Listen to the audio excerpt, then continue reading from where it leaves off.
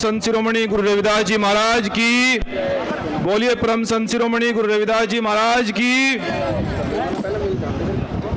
सर्वप्रथम एक ऐसे रहबर, एक ऐसे संत जिन्होंने इस दुनिया में 650 साल पहले समता, समानता, बंधुता और भाईचारे के आंदोलन की शुरुआत कर एक देश और दुनिया में एक ऐसा प्रबुद्ध, एक ऐसा प्रचंड, एक समानता के लिए एक ऐसा स्तंभ स्थापित किया जिसको संविधान में यह भी कहा जाता है कि अब रानी के पेट से राजा पैदा नहीं होगा, अब मजदूर किसान का बेटा भी राजा बन सकता है। ऐसी विचारधारा को जन्म देने वाले और पूरी दुनिया में शिरोमणि की उपाधि से नवाजे गए परम संत शिरोमणि गुरु रविदास जी महाराज जी के चरणों में कोटि कोटि नमन करते हुए और उनकी विचारधारा को पूरी दुनिया में, पूरे देश में आगे बढ़ाने वाले सदगुरु समनदास जी के चरणों में कोटि कोटि नमन करते हुए और यहाँ पर गद्दी पर आसीन आचार्य कौरपाल जी महाराज जी के चरणों में कोटि कोटि नमन करते हुए और मंच पर उपस्थित सभी हमारे संत और महापुरुष, आप सभी के चरणों में मैं एक छोटा सा सिपाही और छोटा सा सेवक होने के उद्देश्य से आपके चरणों में बार बार सर झुकाकर यह संकल्प लेते हुए कि आपकी विचारधारा को आपके सम्मान के लिए लड़ा जाएगा। और हमारे साथ में चलकर आए हमारे प्रदेश के अध्यक्ष भाई सुवम थंबड़ जी, संरक्षक भाई एडवोकेट करम सिंह जी और हरियाणा की आन, हरियाणा की बान, हरियाणा की शान हमारे भाई ईशु भाई, सम्मानित साथियों,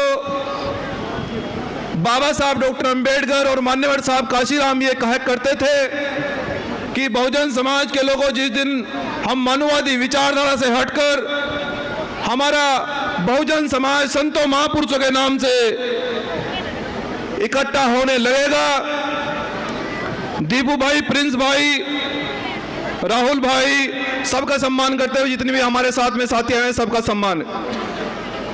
मेरी माताओं बहनों, आज जिस प्रकार से आज संतों और महापुरुषों के जिन्होंने हमें रोटी, कपड़ा और मकान और शिक्षा का अधिकार दिया, उन संतों महापुरुषों के दरबार में हम उनका गुणगान, उनकी विचारधारा को अगर आगे बढ़ाने के लिए उपस्थित हुए हैं तो बहुजन समाज के लोगों, बाबा साहब डॉक्टर अंबेडकर ये कहते थे कि जिस दिन मेरा बहुजन समाज संतों महापुरुषों की विचारधारा को आगे बढ़ाने लगेगा, जिस दिन संत गुरु रविदास जी महाराज जी के विचारधारा को ये पूरी दुनिया के अंदर जन जन तक पहुंचाकर ये आगे बढ़ाएगा तो आर्थिक, सामाजिक और राजनीतिक परिवर्तन होगा। इनको कोई शासक बनने से नहीं रोक सकता।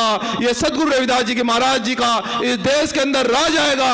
और कैसा राज आएगा माताओं बहनों, मैं भाइयों बहनों आपको बताना चाहता हूं, जिस राज की परिकल्पना सदगुरु रविदास जी महाराज जी ने 650 साल पहले की, वो कहते थे कि हम बेगमपुरा राज चाहते हैं। कैसा बेगमपुरा राज? जब इस देश और दुनिया के अंदर बड़े बड़े राजाओं ने, बड़े बड़े तानाशाहों ने, उन्होंने सामाजिक, आर्थिक और राजनीतिक गद्दियों पर कुंडली मारकर बैठे थे। मजदूर का बच्चा कितनी भी मेहनत करे उसकी कोई औकात नहीं होती थी और राजा का बेटा कुछ भी न करे वो महान होता था। लेकिन सदगुरु रविदास जी इस दुनिया में आए, उन्हें कहा कि क्रम ही पूजा है, जाति से कोई नीच नहीं है, जो क्रम करेगा वो आगे बढ़ेगा। इस देश के अंदर एक मजदूर किसान का बेटा भी डीएम, सीएम और पीएम बन सकता है। उस विचारधारा को परम पूजनीय बाबा साहब डॉक्टर अंबेडकर ने सन 1950 में संविधान लिखकर उस विचारधारा को आगे बढ़ाने का काम किया।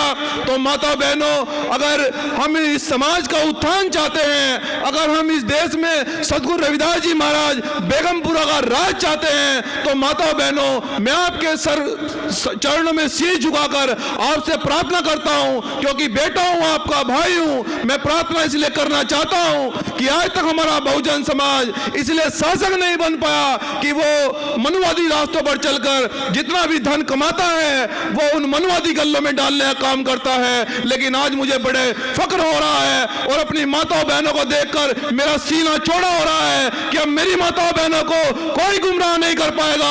अब ये सतगुरु रविदास जी महाराज जी के दरबार में बैठना सीख गई है। अब ये बाबा साहब डॉक्टर अंबेडकर को इन्होंने पढ़ लिया है और अब तुम्हें माताओं बहनों कोई डीएम सीएम और पीएम बनने से कोई नहीं रोक सकता है। इसलिए मैं ये चाहता हूं कि आप लोग इस विचारधारा को जो सतगुरु रविदास जी चाहते थे, गुरु रविदास जी ने बड़े बड़े राजाओं को, बड़े बड़े पूंजीपतियों को, जब इस देश के अंदर तानाशाही थी, जब इस देश के अंदर कट्टरवाद था, जब इस देश के अंदर छुआछूत थी, दलित को छूत कहा जाता था। दलित कितना भी संघर्ष करे, वो कितना भी पढ़ा लिखा हो, जैसे बाबा साहब डॉक्टर अंबेडकर से पढ़ा लिखा व्यक्ति आजादी के बाद कोई नहीं था, लेकिन बाबा साहब का छूत कहा गया। जिस व्यक्ति को स्कूल के बाहर बैठने नहीं दिया जाता था, जिस व्यक्ति को क्लास में नहीं बैठने दिया जाता था, उन्होंने गुरु रविदास जी की विचारधारा को आगे बढ़ाकर देश का दास्तूर लिखने का काम किया, देश का संविधान लिखने का काम किया। और जो राजा जो तानाशाही दिखाते थे, उनका ऐसा इलाज किया और बाबा साहब ने कहा कि ए मेरे बहुजन समाज के लोगों, मैं तुम्हारे लिए ऐसी व्यवस्था करके जा रहा हूं। सतगुरु रविदास जी फूले साहब अंबेडकर की विचारधारा को इस संविधान में, इस देश में प्रचंड रूप से आगे बढ़ाकर जा रहा हूं। आज के बाद रानी के पेट से राजा पैदा नहीं होगा, मजदूर किसान का बेटा भी राजा बन सकता है। इसलिए आज हमारे समाज में डीएम भी है, सीएम भी है, पीएम भी है। बहुजन समाज के लोगों, अगर हम इस परिवार की उन्नति चाहते हैं, इस बहुजन समाज का शासक चाहते हैं, तो मुझे कहते हुए बड़ा फक्र हो रहा है कि जितने भी हमारे संत मंच पर बैठे हैं, जिन्होंने गुरु रविदास जी की विचारधारा को आगे बढ़ाने का काम किया, तो मैं एक सेवक होने के उद्देश्य से मैं आपसे संकल्प लेता हूं, आपके चरणों में फिर से शीश झुकाकर ये मैं आश्वासन देता हूं कि आपकी विचारधारा को हम ईमानदारी से आगे बढ़ाने का काम करेंगे।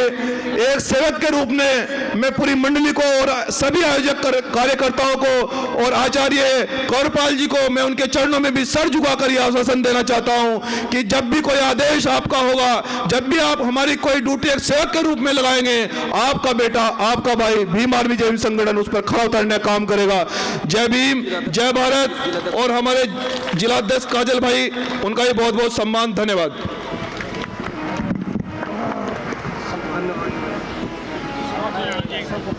बहुत बहुत धन्यवाद भाई मंजीत सिंह नौटियाल। और आज के इस कार्यक्रम में भंडारे में भाई जी 5100 रुपये की राशि सहयोग करे हैं। बहुत बहुत धन्यवाद है जी। एक बार ताली बजा करके भाई जी का सहयोग सम्मान करें जी।